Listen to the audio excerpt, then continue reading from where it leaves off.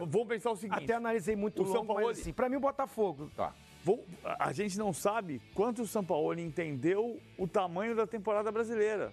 Porque ele não revezou como o Abel revezou. Não. Então pode ser que os times cheguem Mas será em que abril, ele tem também esse elenco para revezar? Não, então, pois é, pode ser que ele chegue em março com o time com a língua de fora. Eu acho que tem um adendo a ser feito. Acho que tem um adendo a ser feito. Não dá pra gente discutir administração. Eu não discuto isso porque quem tá lá dentro é que tem que tomar esse tipo de decisão. Mas, por exemplo, ir jogar a Florida Cup atrapalha. O período de pré-temporada já é pequeno. E aí o Santos que não foi, o Vasco que não foi, pode ser coincidência. Palmeiras não foi. Palmeiras que não foi, são os que estão melhores. Né? Que o Palmeiras venceu 2, empatou 1, o Vasco venceu as 3, o Santos venceu as 3. Jogou bem hoje. Então, mostra, eu acho que tem condições de mostrar uma evolução mais rápido do que o outro. Eu não tenho nada contra a Florida Cup, acho legal, mas você quebra uma viagem longa, um dia de viagem, um dia de volta, em 14 dias, em 13 dias, que os times treinaram para a primeira partida, quem conseguiu fazer isso de forma contínua consegue iniciar melhor. E o PVC tem razão. Na sexta-feira aqui, o Paulo Lima botou o De Arrascaeta no banco, botou o Gabigol no banco, Borja. Botou o Borja no banco, botou o Bocelli no banco. E ficaram no banco, o De Arrascaeta esses jogadores e o Gabigol ficaram no banco. Porque ainda não estão 100% fisicamente, então não dá para jogar todos os jogos. Estou brincando com o Paulo Lima, mas é que é natural. Quem tem um elenco maior consegue botar o time A, time B, time C, time das Copas. O Vasco hoje também, Edmundo. Oi? O Vasco hoje botou um time alternativo, né? Corinthians o ataque não estreou ainda do Vasco. A defesa não jogou. Castanho, jogou Breno. O Vasco está descobrindo o Marrone. Jogou o Marrone com calma, sem estar brigando contra o rebaixamento. O Marrone tem jogado é um destaque. bem. Os últimos 2 jogos, 3 gols. Bom, a gente começou o programa de uma forma, vamos dizer assim, genérica, falando de times, cada um dando a sua opinião. O pessoal está participando com a gente, então para vocês terem uma ideia da opinião de quem está em casa. Na linha, aliás, o que disse aqui o PVC. O Carlos Rodrigo, sou flamenguista, mas a decepção até agora é o Flamengo. Todo jogo o Abel bota 3 volantes. Tem elenco para jogar bonito. Tá reclamando o Carlos Rodrigo. Denise Moruntri. Proporcionalmente, São Paulo de Jardim está pior que o de Aguirre. Ansioso e com linhas espaçadas. Horrível, segundo a Denise. Fernando Moraes, o Santos é quem joga melhor. Respondendo aqui. Regis Rugolo. São Paulo está bem abaixo do que se esperava das contratações. E o Paulinho Oliveira, a maior decepção é o Internacional. Vergonhoso. Bom, vamos para o clássico, o pessoal vai continuar respondendo aqui para a gente. E vamos voltar nesse assunto durante o AUP. Vamos falar aí das equipes nos campeonatos estaduais. Vamos começar, já vai pintar uma tarde aí, uma inscrição a respeito do clássico. Olha ali, ó. Santos 2-0 do São Paulo. Aula de São Paulo e vitória do Peixe no clássico. Foi aula mesmo do técnico argentino? O pessoal vai responder aqui. Vamos com os gols? Vamos lá. Colocando os gols, então, todos os momentos, né? Os melhores momentos da partida. O jogo no Pacaembu, com o Santos vencendo por 2-0. Flagrei Edmundo e PVC discutindo a forma de jogo hoje no Pacaembu, hein? Conversando, debatendo. Uma discussão. A gente não estava discutindo, a gente estava divergindo, conversando, debatendo, não teve nenhum problema. É uma questão para a gente levantar aqui e debater sobre ela. O Zinho já teve essa experiência como auxiliar, acho que o Zinho pode esclarecer melhor para a gente. Você treina o seu time para jogar sempre da mesma maneira ou você treina o seu time para encarar o adversário? A nossa discussão era essa. Porque, por exemplo, hoje, o Everton mais marcou o Vitor Ferraz do que o Vitor Ferraz marcou o Everton. Você acha que as coisas se inverteram? Há uma inversão de valores. Um é lateral e o outro é ponta. Na teoria... Gol do Luiz Felipe ali. Eu tô errado? Na teoria, no futebol, que eu joguei, Zinho, o lateral marcava o ponta. É o normal. Entendeu? Hoje, por que o São Paulo teve muita dificuldade? Porque o Everton mais marcou o Vitor Ferraz do que o contrário. Então, assim, vale a experiência do Jorge Sampaoli? Vale a inexperiência do Jardine? Porque se a gente fizer um duelo Fox aqui, o time do São Paulo é superior. Mas o Santos deu uma aula de futebol hoje no Pacaembu. Eu acho a questão da superioridade, a gente já discutiu aqui algumas vezes, eu acho que tem muito jogador bom que não tem nome. O Pituca foi o dono do jogo hoje. Foi o melhor em campo. E esse é um ponto que eu acho que vale pra gente pensar, ponderar como imprensa. Nós, todos, que trabalhamos na imprensa. O Diego Pituca foi um destaque do Botafogo de Ribeirão Preto de 2017. Alguém olhou o Campeonato Paulista de 2017? O Santos olhou, foi contratar. Alguém lembra que o Pituca jogava naquele Botafogo que foi às quartas de final contra o Corinthians? A gente está olhando o Campeonato Estadual, passa 3 meses dizendo assim, isso não vale pra nada. Aí 2 anos depois você descobre que o melhor em campo num clássico foi o cara que estava no Botafogo de Ribeirão Preto. Em 97, no Vasco campeão, o Odivan veio do americano pós-campeonato carioca, o Nasa veio do Madureira, pós-campeonato carioca, o Marcão, que depois virou ídolo do Fluminense, ele veio do Bangu e aí o Lopes tinha que decidir entre contratar um ou outro, o Lopes preferiu o Nasa. Mas o Marcão poderia ter feito parte daquela campanha. Esse é um ponto. Agora, o outro ponto é o jogo de hoje do Santos mostra que futebol se joga com a cabeça. A gente está discutindo aqui muito, e eu também sou responsável por isso. O time da posse de bola é o time do contra-ataque. O time que gosta da bola é o time que não gosta. O futebol joga com a cabeça. O Sampaoli tem feito sempre os 2 laterais subirem.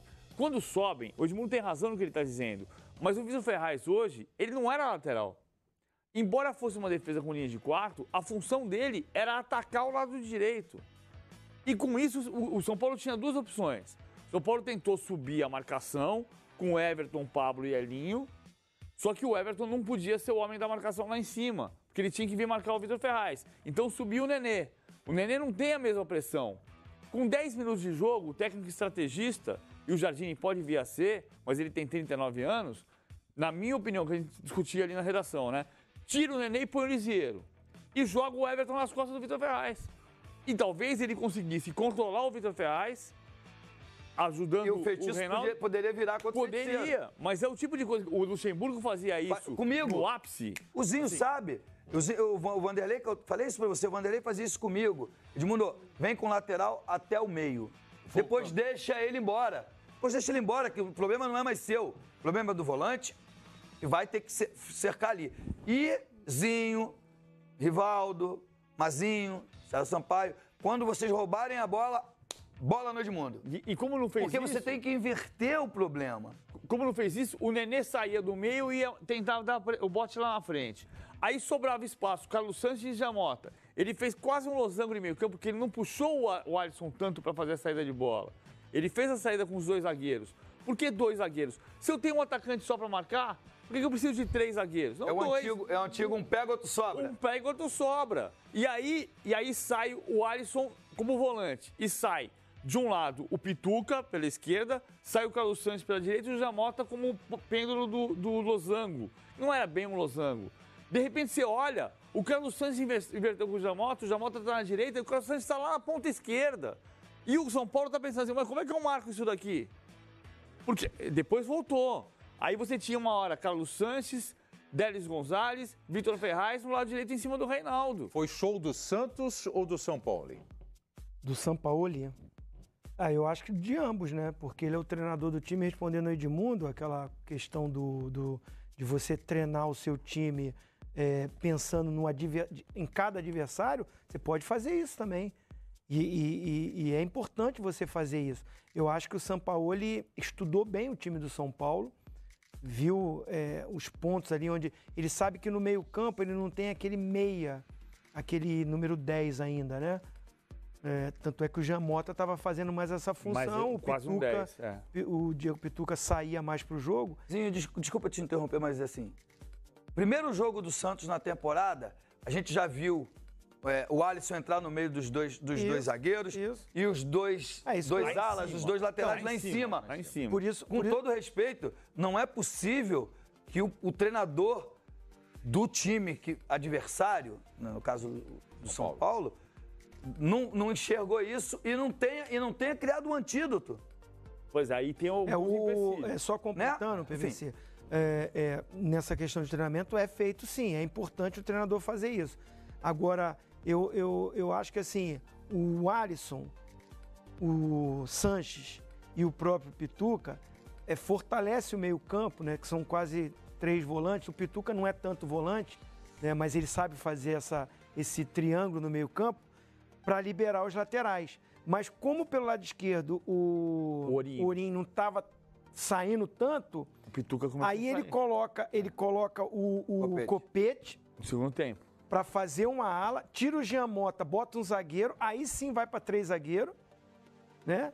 Libera mesmo o Copete ali como um ala pela esquerda e o Vitor Ferraz como um ala pela direita. Aí eu acho que o Jardine não conseguiu fazer com que o time dele encaixasse nesse sistema diferente. Quando ele começou a querer encaixar no sistema que o Santos estava do primeiro tempo, o Sampaoli, aí eu acho que foi uma não é aula, mas assim, inteligência, experiência, grande treinador que o Sampaoli conhecimento. Ele rapidamente já mudou um esquema de jogo para dar dificultar o trabalho do treinador adversário. Eu concordo com você, mas o Santos já estava ganhando o duelo no primeiro tempo. Não, assim, outra coisa, assim, ele tá ganhando o jogo, normalmente, né, o treinador faz o time até segurar um pouco mais, tá ganhando, tá 1-0, deixa o outro time sair, ele continua marcando lá em cima. Uma outra pergunta, ele continua adiantando. Ele fez 2-0, ele botou o Felipe Cardoso depois de botar o Aguilar. Eu acho que assim, foi uma tarde muito boa dele, Edmundo, do Santos e do São Paulo. Agora, do outro lado, eu não consigo olhar para o time do São Paulo e encontrar um jogador que se destacou. É isso que eu queria saber de vocês. É verdade. Começa falando bem. Fala assim, esse cara jogou bem. Não, esse cara... O que o Jardine deveria ter feito? Vocês estão falando a respeito de virtudes e méritos do time do Santos. Eu disse que eu acho. Ok. O Zinho e o Edmundo. O Jardine deveria ter feito o quê? Em que momento do jogo? Eu acho que sim, tem uma questão, só um adendozinho sobre o Santos. O Santos estava ganhando o jogo e ele observou que o Ourinho não estava bem. Vê se você entende. Geralmente, quando o time está ganhando, está tudo bem. Então, eu acho que isso tem o dedo do treinador de perceber que uma peça ou 2 peças não estão funcionando, ele vai mexer, mesmo ganhando, ele vai mexer para que haja uma melhora. Acho que foi isso que ele fez. O Jardine, por outro lado, não conseguiu perceber rapidamente de que o Everton estava correndo muito atrás do lateral, do Vitor Ferraz, e estava deixando de jogar. Então, o que o PVC falou. Muda o esquema, né? Porque... Muda a peça. Muda a peça. Ele mudou ainda para pior. Não, ele tirou o Elinho e botou o Diego Souza, melhorou. Ele teoricamente vai melhorar o time. Porque o Diego Souza é mais jogador do que o Elinho, mais experiente, faz gols, não sei o quê. Mas ele piorou no aspecto que o PVC está falando, na marcação-pressão. No primeiro tempo ele tinha um, que não ajudava, que era o Nenê, ou que não participava efetivamente. No segundo tempo ele tinha 2. Diego Souza também. Concordam? Sim, claro. Então, assim, e outra coisa, quando sobe a placa, eu me assustei. Não é uma crítica, torço pelo sucesso dele. Mas ele põe o Lisieiro no lugar do Nenê. Então ele bota um volante no lugar do atacante. E aí ele bota o Brenner, ele faz 2 substituições para mudar uma peça. O outro não. O São Paulo, claro, Edmundo é fácil. Depois do páreo corrido, o cavalo que ganhou, você falar bem. Mas estamos aqui para analisar exatamente do que o cara fez. Mas o primeiro tempo já mostrava. Porque, assim, como você falou, Depois do páreo corrida é mais fácil falar. Mas se é pro Everton correr atrás do Vitor Ferraz e o Nenê dar pressão lá na frente, eu vou perder a pressão lá na frente e vou perder uma peça importante, que o Everton é mais importante no ataque hoje do que o Nenê. Embora o Nenê seja importante. Eu posso escolher um dos dois. Eu acho que esse jogo, o Lisieiro entrou muito bem no meio de semana também, contra o Novo Horizontino. Esse início de campeonato, a temporada pode mostrar outra coisa. Mas a gente passou os últimos 30 dias falando dos grandes nomes contratados, dos grandes orçamentos, que eu tenho falado bastante disso, e é muito grande a chance de a gente descobrir que alguns nomes quase anônimos vão ser mais importantes do que os grandes nomes. Na minha opinião, hoje, o Lisieiro ia ajudar mais do que o Nenê. O Joel Alves, ele diz o seguinte com relação ao São Paulo. Jusilei e Hudson não podem jogar juntos. Eu também acho, eu concordo. Está afirmando isso? Concordo. Concorda? Porque eu acho que o Lisieiro está pedindo passagem. Então, a questão é a seguinte, o Hudson está jogando como meia. Então, o Lisieiro de meia e o Hudson de volante. O problema é que o Jusilei não vive um bom momento. O início dele é muito ruim. Eu acho que eles podem jogar juntos. Eles fizeram sucesso na temporada passada, quando o São Paulo era líder do campeonato. O Hudson ganhou a posição do... Ele entrou no lugar do menino que foi vendido lá, que era do Corinthians. Que veio do... Fugiu o nome. Que veio do Betis. Veio do Betis. Petros. Petros. Ele ganhou a posição do Petros. Ficou tão no passado que ele nem lembra. Não, mas é isso aí. Foi exatamente no momento da ascensão do São Paulo. Ou não foi? Foi. A entrada do Jusilei e do Hudson. O Jusilei não está bem. Não sei se ele não fez uma boa pré-temporada. Aí a gente pode chegar lá na Florida Cup. Ele não está bem. Ele não está conseguindo acompanhar o ritmo dos outros. E aí concordo que o Lisieiro está pedindo passagem. Mas é questão de tempo, é questão do cara se melhorar a forma física ou técnica, não sei, não dá para afirmar. Não dá para afirmar quem está ali. Eles fizeram sucesso. E, nesse momento, não está ornando, não está indo bem essa dupla. Eu estou insistindo nessa coisa porque assim, a gente tem falado muito na palavra intensidade como uma coisa que vira um sinônimo de nada, né? E de repente eu entendi uma coisa num texto que dizia exatamente o que significava para esse cara a palavra intensidade, que tem um livro que chama Futebol Posicional, que é de um jornalista alemão, e que fala assim, intensidade você estar sempre exercendo uma função quando o time tem a bola e está sempre exercendo uma função quando o time não tem a bola. O Jusilei não faz isso. O Lisieiro faz. O Lisieiro está sempre construindo com a bola no pé dele, ou aparecendo, ou se deslocando, ou entrando na diagonal para receber, criando um espaço, ou ele está sempre preenchendo o espaço defensivo para bloquear o adversário que vai tentar jogar. Está jogando o tempo todo, com ou sem a bola. Isso é intensidade. Intensidade é estar jogando o tempo inteiro. Uma função você tem que estar. A bola está rolando em algum lugar. Alguma coisa você está fazendo. Algum sentido você tem no jogo. Isso a gente é muito culpado, a imprensa também. Você está incluindo nisso? Eu me incluo também. Durante décadas, a gente menosprezou a expressão jogar sem a bola. Eu não. O cara tá jogando sem a bola. Eu não. Tô falando na imprensa e eu não, porque eu fiz isso na minha carreira. Muito isso. Mas é verdade ou mentira? É verdade ou mentira que nós, jornalistas, menosprezamos esse termo? Dentro de um elenco, de um grupo, para a imprensa aparece o jogador que faz o gol, o jogador que dá o drible. O Edmundo acabou de falar. O Vanderlei falava para ele assim, acompanha o lateral até o meio, ou seja, ele não vai ter mais a função para marcar, mas ele já vai estar preparado para um contra-ataque. Mas nós ali atrás vamos ter que estar trabalhando para roubar essa bola e ligar nele rápido. Bola na frente. Ou seja, é uma equipe de futebol. Então tem jogador que não vai aparecer muito, mas ele sem a bola está trabalhando. Tem coisas que eu lembro até hoje. Trabalhando. Tem coisas que eu lembro até hoje. Tem 25 anos passados, mas eu lembro até hoje que era obrigação, quando a bola chegasse com o adversário, quando a bola chegasse na linha de fundo com o adversário, fosse se preparar para cruzar, o Sampaio era obrigado a entrar no meio dos dois zagueiros. Você lembra disso? Sim. Ele fazia muito bem, né?